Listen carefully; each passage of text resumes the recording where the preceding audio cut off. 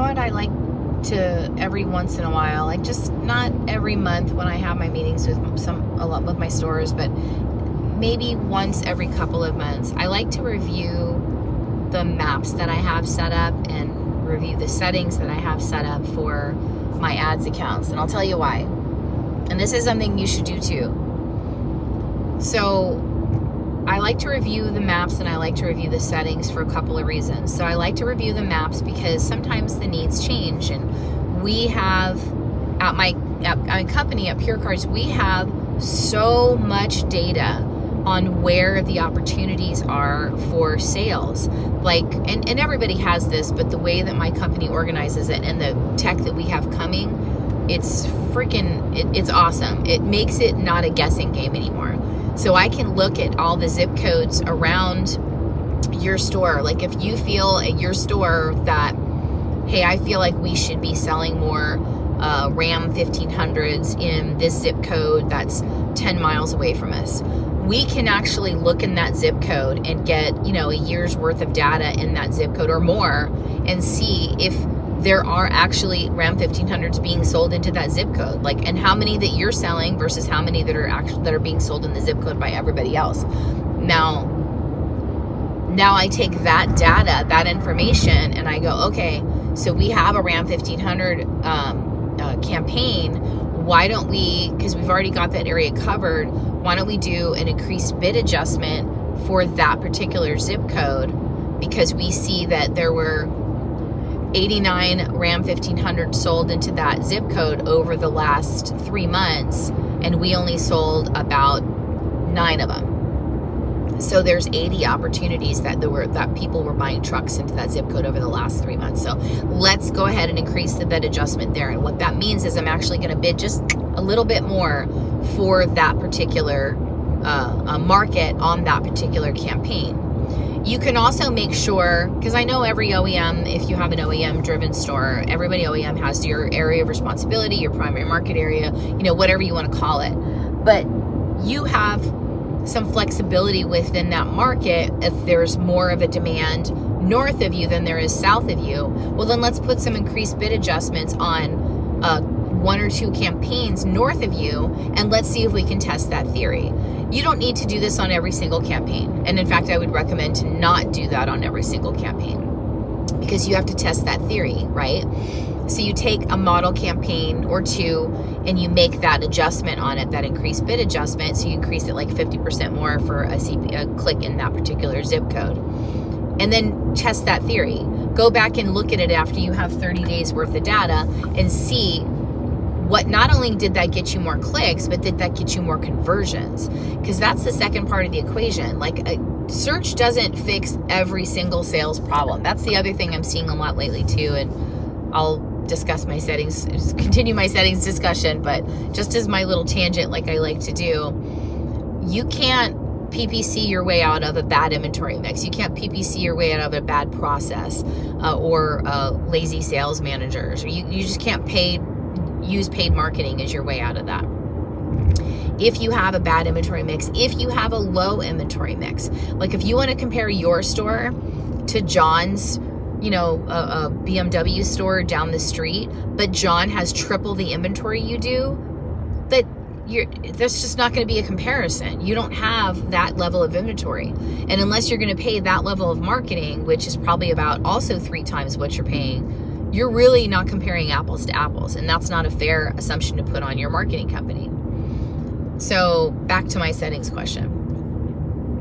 Now that I'm off my tangent, make sure that you are reviewing that at least once a quarter. I would review your maps, review the sales data. If you have bulk data, pumped in, pumped out reports, review all that with your vendor to ensure that you're putting the emphasis on the right part of the equation.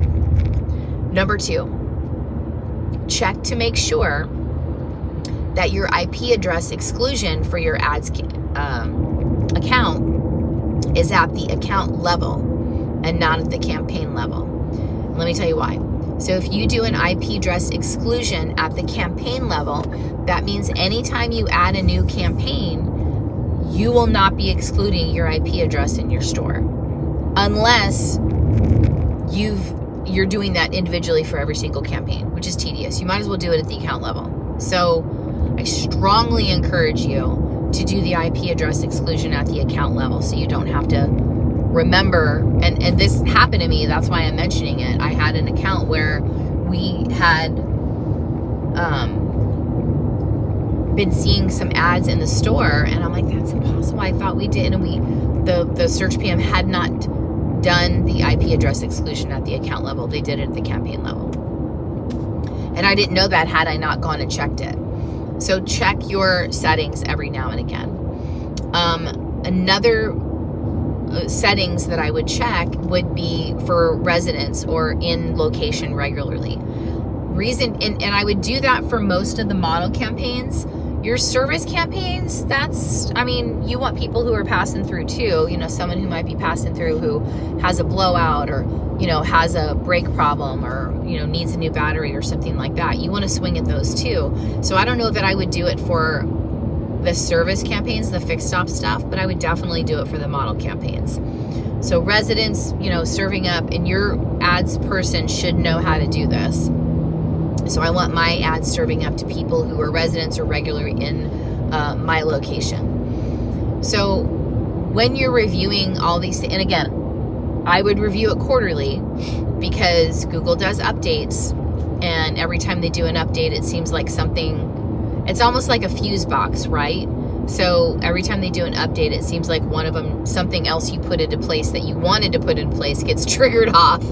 It's not every single account, but I see it happen every once in a while where I'm like, well, how did that happen? We had that. So anyway, no less than quarterly for your own accounts. And your rep should be checking your accounts with you, like in your meetings for prep, on no less than a monthly basis. And then other than that, they should, the search teams should be touching the account consistently over the course of a month, a year, whatever you want, a quarter, or whatever. They should be checking consistently. What consistently looks like, that's different for every single company. So on top of the residents and the settings, you really want to make sure you omit certain types of places that your ads are being served up. So like I omit anything that's political, religious. I omit all gaming apps. I omit an Apple App Store and Google Play. In Apple App Store, I omit every gaming app. In Google Play, there's a couple of purchasing apps for like a classification for automobiles, automotive, and I allow that, but that's the only thing I'll allow as far as apps. So by doing all these things, you're ensuring, again, like I said in the last video, Google will prioritize what gains them the click because that's how they get paid. You need to prioritize for you what gets you paid, which is selling a car, and back that up a little further, which is getting the hard conversion, the soft conversion, blah, blah, blah, blah, blah, right? So if you put those guardrails on your Google Ads account, you're more likely to get the type of click that you need to get to make that happen. So, but if you leave it up to, Google, and they're just serving it up wherever's going to get a click, that's going to include gaming apps. And I just don't see the purpose of doing gaming apps. Now, I'll take it even one step further.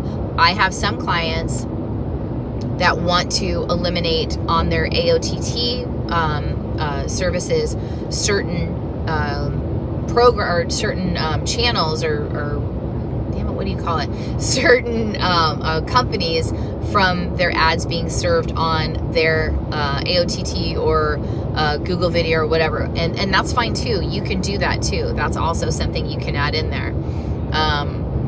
What would those be? I have to do a whole nother video on AOTT. Anyway, use your best judgment. Ask your provider to go through your digital marketing provider to go through the different providers for the streaming TV services and see what performs better.